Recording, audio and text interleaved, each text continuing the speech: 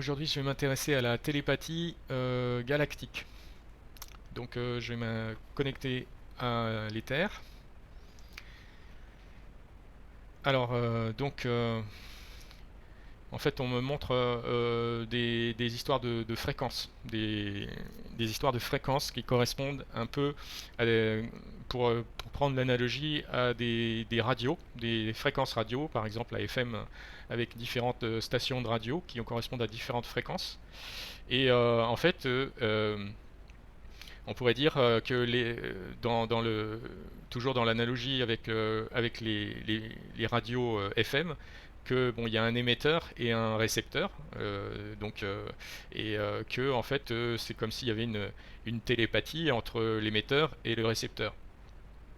Bon, ça c'est juste pour expliquer parce qu'après on me dit qu'en fait voilà, dans la télépathie, euh, que ce soit de la télépathie entre êtres humains, de la télépathie entre des humains et des animaux, ou de la télépathie entre des humains et des non-humains, qu'ils soient sur la Terre ou sur d'autres planètes, il y a toujours cette histoire de fréquences différentes.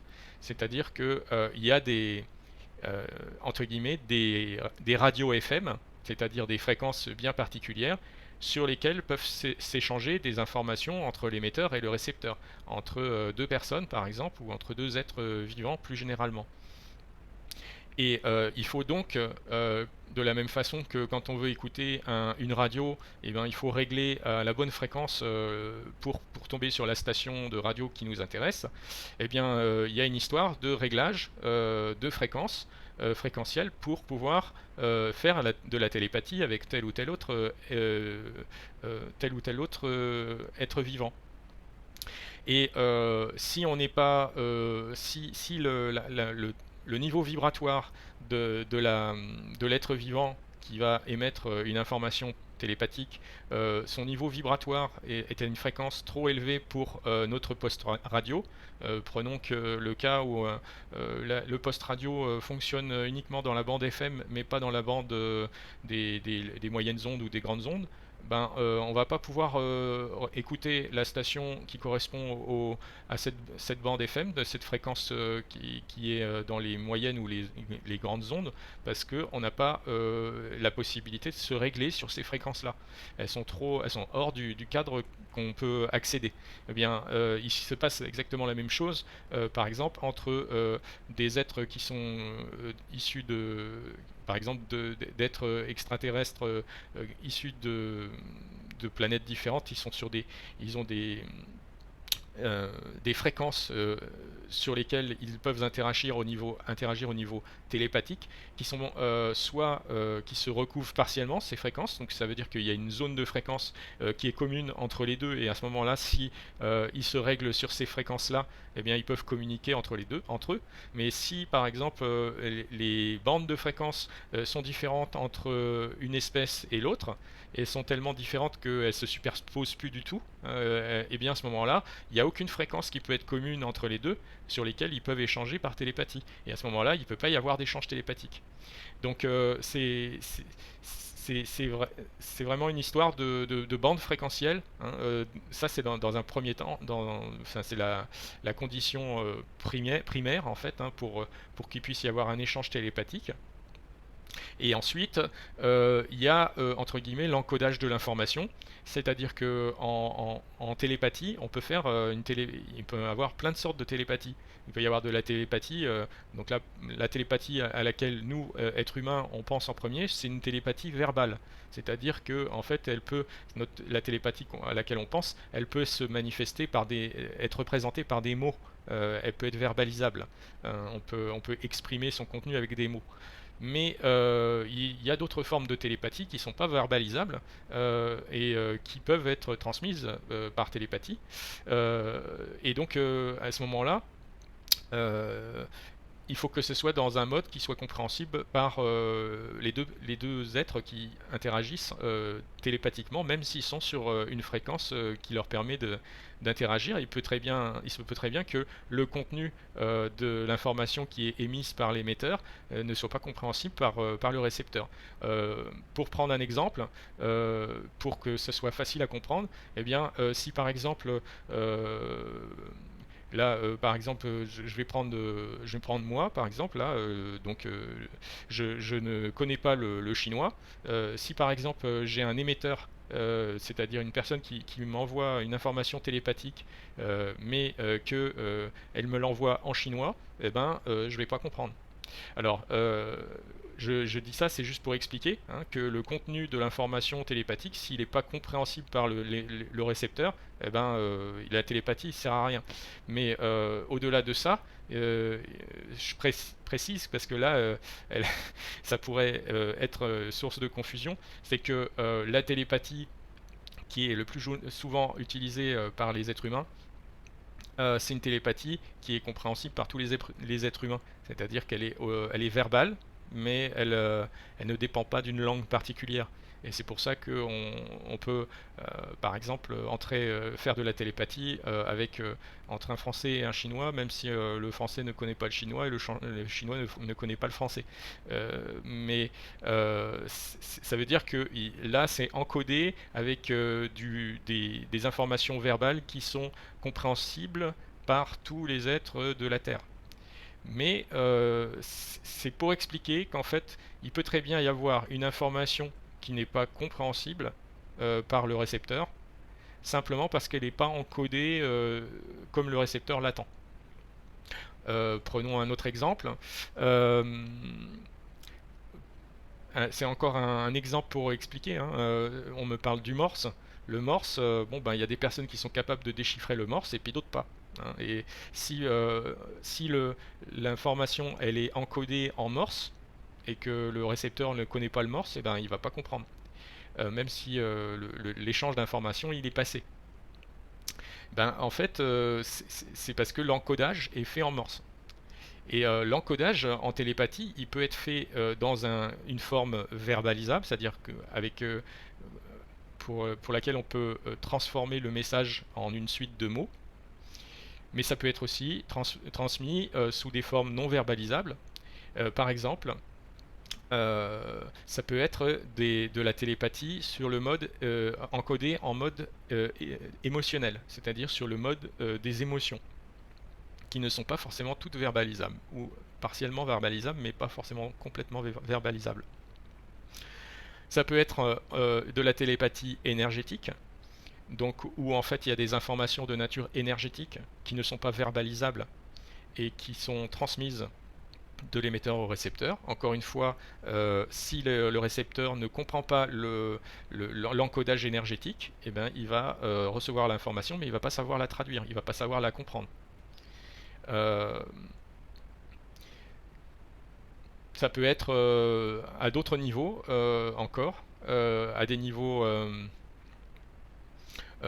symboliques notamment, des informations de nature symbolique qui sont transmises de façon télépathique. Par exemple, il y a dans les crop cycles, il y a eu des symboles comme ça qui ont été transmis, qui étaient destinés à évoquer certaines réactions de l'être humain, qui était capable de comprendre sans le savoir certains symboles pour activer certaines choses en lui. Mais ces symboles, ils peuvent très bien être transmis de façon télépathique, sans passer par un dessin dans des champs de blé. Et puis il peut y avoir des modes de transmission, par exemple hyper compacts. Ça a été rapporté notamment par des personnes qui ont été abductées. C'est-à-dire qu'il y a des êtres qui vont pouvoir transmettre une information hyper compacte. C'est-à-dire que en fait, c'est comme une boule de lumière, pour simplifier. Elle est transmise télépathiquement et puis en fait la boule de lumière elle contient une tonne d'informations. Et pour Donc en fait, c'est contracter, compacter énormément d'informations en juste une toute petite transmission. Mais en fait, c'est hyper efficace pour communiquer plein d'informations de façon compacte. Et bon, ça peut être encore une fois très compact. Et puis en fait, pas forcément que ça peut être de l'information verbale ou non verbale. Euh, donc euh, là, on me parle par exemple aussi des plus près de nous, entre guillemets, c'est de la communication animale. La télépathie en communication animale, eh ben en fait, c'est des, c'est une télépathie qui est sur un mode euh, partiellement verbalisable, mais surtout sur le plan émotionnel. Et, euh, et donc en fait, il y a, ouais, il y a un mélange entre euh, des informations qui sont verbalisables et des informations qui sont purement émotionnelles, qui peuvent être transmises par la télépathie entre l'être humain et les animaux. Euh, alors on me dit que par exemple, les fréquences sur lesquelles peuvent enfin, les animaux, on va pas mettre tous les animaux dans la même catégorie parce qu'en fait, chaque animal a sa bande de fréquences spécifique sur laquelle il peut communiquer par télépathie, soit avec des membres de son espèce, soit avec des membres d'autres espèces, y compris l'être humain. Et cette bande de fréquences, elle est différente pour chaque espèce, chaque être vivant. Donc les animaux avec lesquels on peut faire de la télépathie animale, la communication animale, eh bien c'est parce que en fait on arrive à trouver une bande de fréquences commune, une zone de fréquence qui appartient à la fois à la bande de fréquence de l'animal et à la bande de fréquence de l'être humain, qui permet sur laquelle on peut échanger des informations. Alors je demande il y a des êtres vivants sur la Terre sur laquelle les bandes de fréquences sont trop éloignées pour qu'il puisse y avoir une, euh, une télépathie et que du coup ça empêche toute télépathie, mais on me dit que non en fait, hein, il y a toujours une zone, comment dire, une bande de fréquences commune entre deux êtres vivants, que ce soit même c'est plus large que ça, c'est pas spécifique à la Terre, c'est en général en fait. Donc il y a des cas. En fait, les seuls cas où parce que ce qui a été expliqué tout à l'heure, c'est qu'il pourrait très bien y avoir des bandes de fréquences qui sont complètement décalées les unes par rapport aux autres et que l'émetteur et le récepteur ne pourraient pas interagir. Mais en fait, ce cas-là, il n'existe pas vraiment. Mais par contre, il y a des cas où en fait la bande de fréquence est tellement différente de l'autre que ben, la zone de fréquence commune, elle est vraiment très limitée. Et du coup, c'est plus difficile de communiquer avec l'être en question. Mais il y a apparemment, on dit il y a toujours il y a toujours moyen, il y a toujours un minimum une zone fréquentielle minimum sur laquelle il y a possibilité d'entrer en télépathie, en interaction télépathique. Euh, et on me dit que c'est lié au fait que on est tous des fractales de la source, toute la manifestation du vivant, c'est des fractales de la source, et c'est pour ça il y a toujours une bande de fréquences commune à tous les êtres vivants. C'est pour ça que il peut pas y avoir vraiment ce cas de séparation de bandes fréquentielles, au point où il puisse pas y avoir de connexion. Euh, voilà, je demande s'il y a autre chose à dire sur la télépathie. Euh, Bah, on me dit que déjà c'est le langage universel, hein. Enfin, c'est les langages universels pour être plus précis. et que c'est d'abord ces langages-là qui ont été utilisés avant les langages, par exemple le langage verbal, euh, les langages écrits et toutes les formes de langage sont dérivées en fait de la télépathie. La télépathie, c'est le langage, c'est les langages originels en fait. Et, euh, et on me dit qu'en fait les télépathies sont beaucoup plus riches euh, que, euh, que les langages dérivés, par exemple le langage verbal humain. Parce qu'en fait,